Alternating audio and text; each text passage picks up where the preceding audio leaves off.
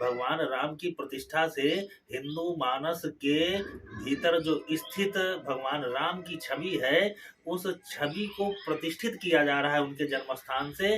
उस प्रतिष्ठा को देख करके, उस वैभवशाली मंदिर को देख करके, इस कार्यक्रम को देख करके हिंदू जन मन के हृदय में स्वाभिमान जागृत हो रहा है, गौरव जागृत हो रहा है, और सारी समाज को एकत्रित करके अगर किया जा रहा है तो यही तो भगवान राम की राजनीति है। भगवान राम ने सबको जोड़ा और सबको जोड़ करके धर्म के कार्य में लगा दिया। तो आज अगर वर्तमान राजनीति राम को आधार मान करके, राम के आदर्श पे चल करके, समाज को जोड़ करके और धर्म के कार्य में लगा रही है, तो इससे तो सबको खुश होना चाहिए।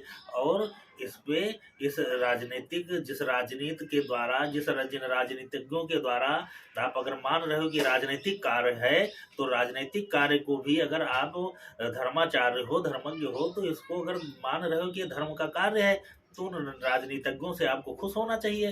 राजनीति तो यहाँ तक थी अपने देश में कि भगवान को गाली दे करके लोग चुनाव लड़ना चाहते थे और लड़ते थे, जीत कर आ जाते थे। मंदिरों का अपमान करके, यहाँ तक कि राम भक्तों के ऊपर गोली चलवा करके लोग मुख्यमंत्री बन गए।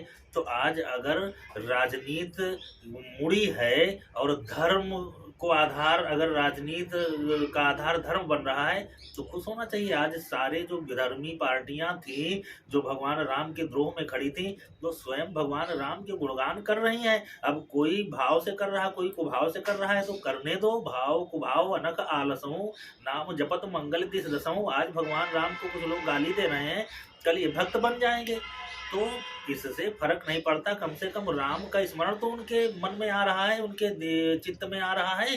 भगवान राम को अब ये तो नहीं समझ रहे हैं कि अरे कहाँ राम, राम का खुद का जन्म स्थान नहीं और राम काल्पनिक है। कम से कम ये कहने की उनकी क्षमता तो नहीं रह गई। राम भगवान प्रमाण सहित और अपने मूल स्थान पर विराजमान होने जा रहे हैं। तो के मुंह पर तो ताले लग गए जो लोग राम को काल्पनिक कह करके और सनातन धर्म का मजाक उड़ा रहे थे।